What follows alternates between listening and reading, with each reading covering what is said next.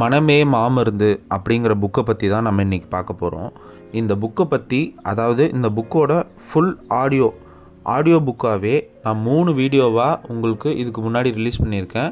அதை ஃபுல்லாக கேட்கணுன்னு தோணுச்சு அப்படின்னா நீங்கள் அங்கே போயிட்டு கேளுங்க. இது புக்கோட ஃபுல் ரிவ்யூ. இந்த ஃபுல் ரிவ்யூவில் நம்ம என்ன பார்க்க போகிறோம் அப்படின்னா, ஃபஸ்ட்டு திங், நம்பிக்கையே பலம், பலவீனமே மரணம். இதை தீமாக வச்சு மனசு தான் நம்ம வாழ்க்கையில் நடக்கிற எல்லா விஷயங்களுக்கும் காரணம் அப்படின்னு சொல்லிகிட்டு இருந்ததை ஒரு படி தாண்டி போய் நம்ம உடம்புக்குள்ளே நடக்கிற எல்லாத்துக்கும் மனசு தான் காரணம். என்ன விதமான நோய் வந்தாலும் அதை நம்ம மனசின் மூலயமாவே நம்ம சரி பண்ணிக்க முடியும் அப்படின்றத சொல்கிறாங்க.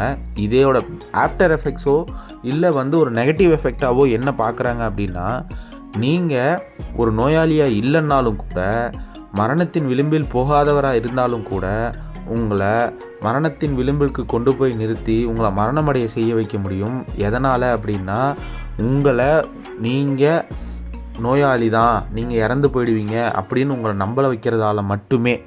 இது எப்படி நடந்தது அப்படின்றத ஒரு லைவ் எக்ஸாம்பிளோட சொல்கிறாங்க. தொண்டை வலிக்குது அப்படின்னு சொல்லி டாக்டர்கிட்ட போன ஒரு பேஷண்ட், அவர் ஒரு பாஸ்ட் 2 டேஸாக தொண்டை வலியில் இருந்திருப்பார். அந்த தொண்டை வலியிலேருந்து கொஞ்சம் அந்த வலி அதிகமானதுனால டாக்டரை பக்கம் போயிருப்பார். டாக்டர் அவரை ஃபுல்லாக எக்ஸாமின் பண்ணிவிட்டு, அவர் த்ரோட்டெல்லாம் டார்ச் எல்லாம் அடித்து பார்த்து எந்த லெவலில் இருக்குது என்னன்றதெல்லாம் எக்ஸாமின் பண்ணி பார்த்துட்டு, நீங்கள் போய் ஒரு பிளட் டெஸ்ட்டு, எக்ஸ்ரே, ஸ்கேன் எல்லாமே பண்ணிவிட்டு வந்துருங்கன்னு சொல்கிறாரு. ரிப்போர்ட்ஸ் எல்லாம் எடுத்துகிட்டு வந்து டாக்டர்கிட்ட கொடுத்தா, அவர் மறுபடியும் ஒரு தடவை எல்லாத்தையும் ப்ராப்பராக எக்ஸாமின் பண்ணுறாரு. த்ரோட்டை எல்லாத்தையும் எக்ஸாமின் பண்ணி பார்த்துட்டு, உங்கள் ரிலேட்டிவ் யாராவது இருந்தால் கூட்டிகிட்டு வாங்கலான்னு சொல்கிறாரு. இவர் ஏன் அதெல்லாம் கேட்குறாருன்னு சொல்லிட்டு, இல்லை நீங்கள் எதுவாக இருந்தாலும் என்கிட்டயே சொல்லுங்கள் அப்படிங்கும்போது, உங்களுக்கு த்ரோட் கேன்சர் வந்திருக்கு சார், நீங்கள் இன்னும் கொஞ்ச நாள் தான் உயிரோடு இருப்பீங்க, நீங்கள் இறந்துருவீங்க அப்படின்னு சொல்லிடுறாங்க. அதே மாதிரி அவர் கொஞ்ச நாளில் இறந்தும் போயிடுறாரு. ஆனால் அவர் உடம்பை எடுத்து செக் பண்ணும்போது கேன்சர் செல்ஸ் இருந்ததுக்கு உண்டான எந்த அறிகுறியுமே அவர் உடம்புல எந்த பகுதியிலையுமே இல்லை. அப்புறம் எப்படி தான் அவர் இறந்தாருன்னு பார்த்தா, மன அழுத்தத்தினால ஏற்பட்ட அழுத்தம் அவரை இறக்க வச்சிருக்கு. இது எப்படி நடந்தது அப்படின்னு சொல்லி செக் பண்ணும்போது, அவருக்கு உண்மையாலுமே கேன்சர் இல்லை. ஆனால் அவர் கேன்சர் இருக்கிறதா நம்பி, இதை நீங்களே உதாரணமாக எடுத்துக்கோங்களேன். உங்களுக்கு இப்படி ஒரு டெட்லி டிசீஸ் வந்திருக்குன்னு சொன்னால் உங்கள் மனநிலை என்ன சாதாரணமாக இருக்கும்? அதெல்லாம் சரியாக போயிடும் அப்படின்னு நினச்சிட்டா இருப்பீங்க. உங்களோட கடைசி நாட்களை நீங்கள் என்ன ஆரம்பிச்சிட்டீங்க அப்படின்னு நினைக்கும்போது, உங்களுக்கு வர அதே மாதிரியான ஒரு ஃபீலிங் இப்போது அவருக்குள்ளே ரொம்ப தீவிரமாக, ரொம்ப உக்கிரமாக, அதை தவிர வேறு எந்த எண்ணமுமே இல்லாமல் இருந்ததோட விளைவு அந்த மன அழுத்தத்தில் அவர் இறந்து போயிடுறார்.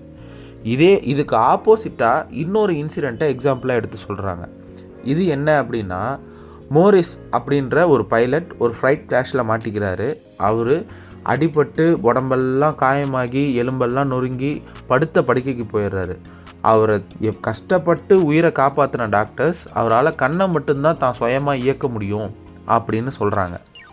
ஆனால் அந்த மோரிஸ் என்ன பண்ணுறாரு, அதிலிருந்து மீண்டு வரணும் அப்படிங்கிற தன்னம்பிக்கையோட முயற்சி செஞ்சு, அதுக்கப்புறம் நார்மலாக எல்லா பீப்புளும் எப்படி இருப்பாங்களோ அந்த மாதிரியான ஒரு நிலைக்கு வராரு.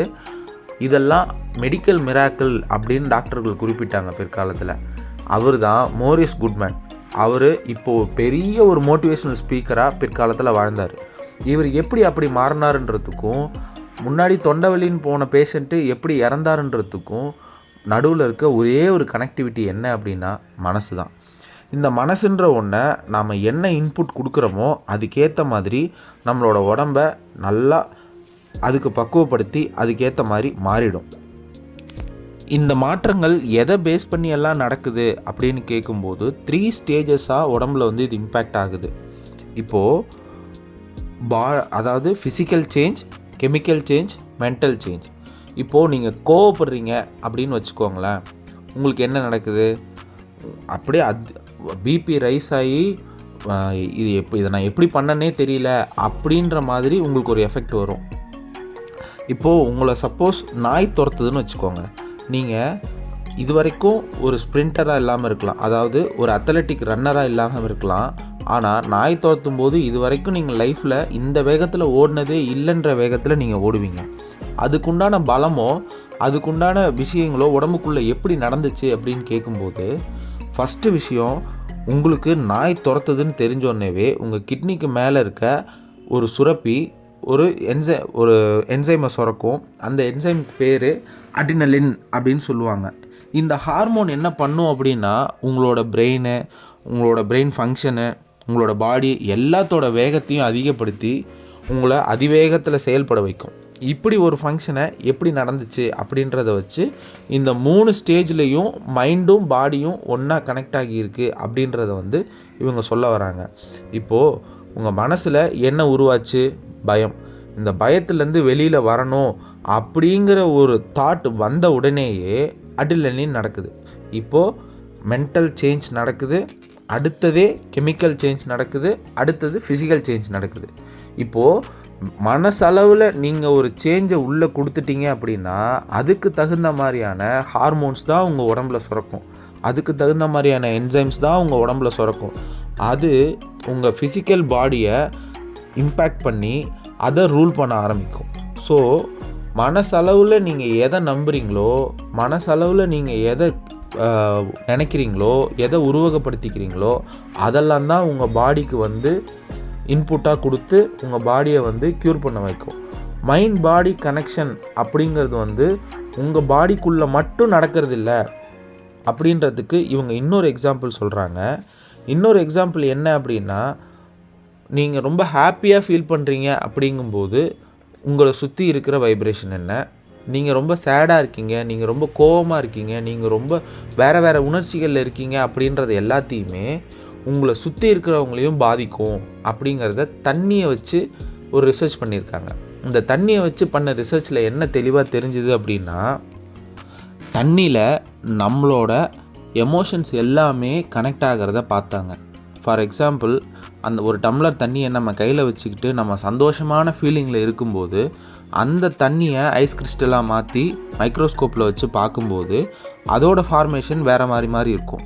நீங்கள் வேணால் இன்டர்நெட்டில் சர்ச் பண்ணி பாருங்கள்.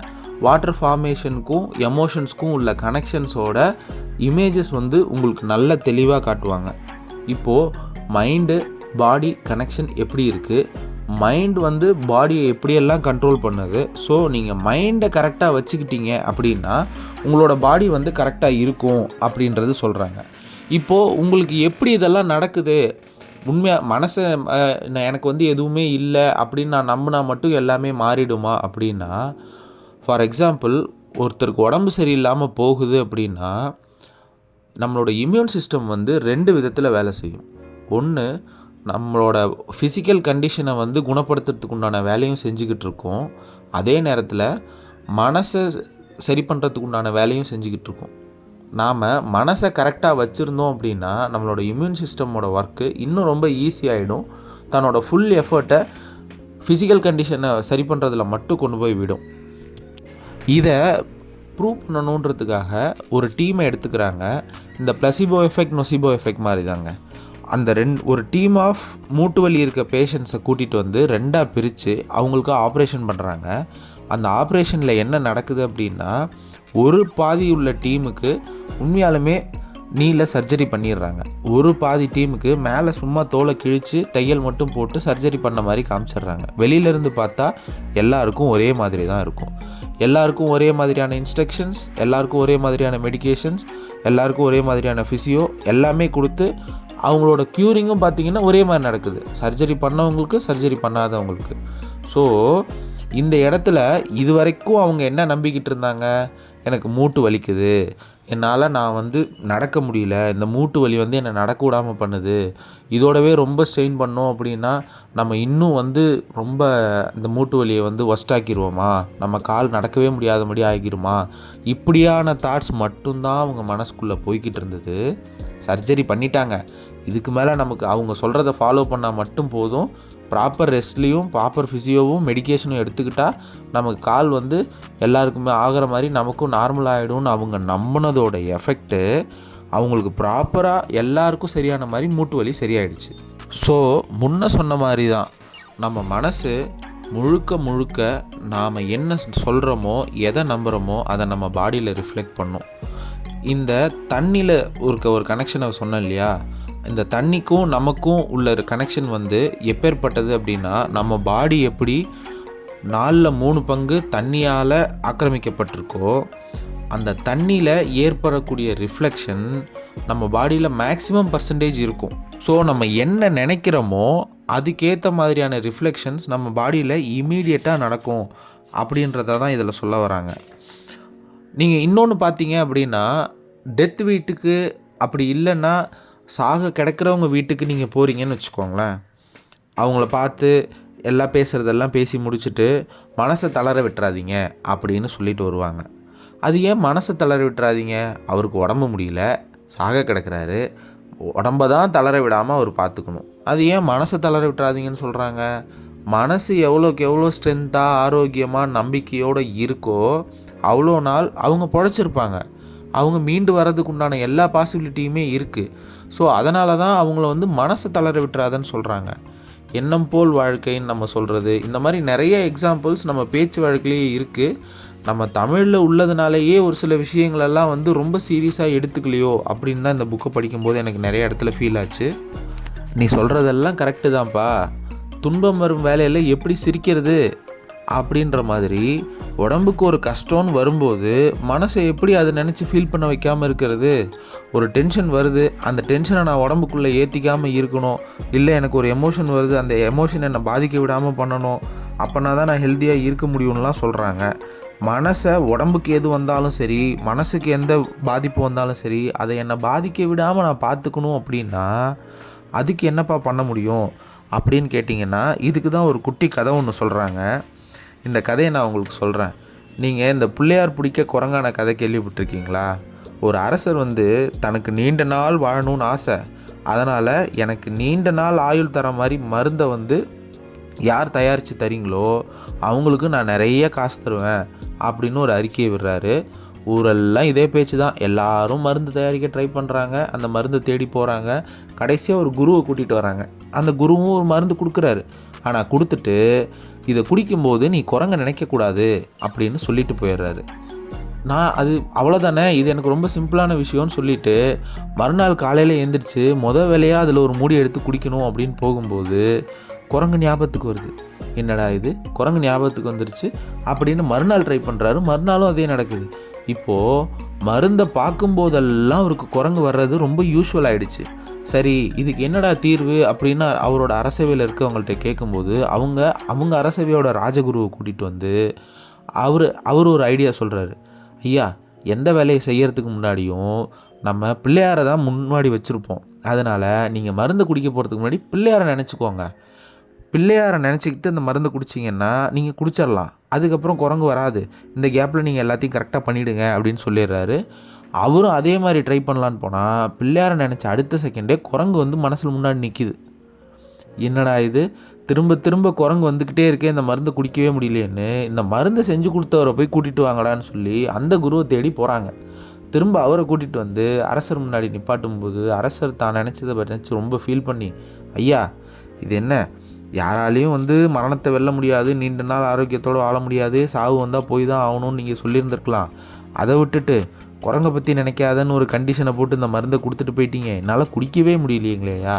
இதை நான் குடிக்கக்கூடாதுன்னு நினச்சி தான் கொடுத்தீங்களா, இல்லை இந்த பாடத்தை எனக்கு சொல்லணுன்றதுக்காக கொடுத்தீங்களான்னு எனக்கு தெரியல. ஆனால் நடந்தது இதுதான் அப்படின்னு அவரை கூப்பிட்டு சொல்லும்போது, அப்படிலாம் இல்லையே, எல்லாராலையும் இந்த மருந்தை குடிக்க முடியுமே, உன்னால் மட்டும் ஏன் குடிக்க முடியாமல் போச்சு, நீ என்னென்னலாம் பண்ண, ஃபஸ்ட்லேருந்து கரெக்டாக சொல்லு அப்படின்னு சொல்லி கேட்குறாரு. அந்த ராஜாவும் திரும்ப கதையை சொல்ல ஆரம்பிக்கிறார். நான் நாள் மருந்தை குடிக்கலான்னு போனேன், மருந்து பாட்டிலை பார்த்தோன்னேவே குரங்கு எனக்கு ஞாபகத்துக்கு வந்துச்சு. இங்கே நிறுத்துப்பா, மறுபடியும் சொல்லு.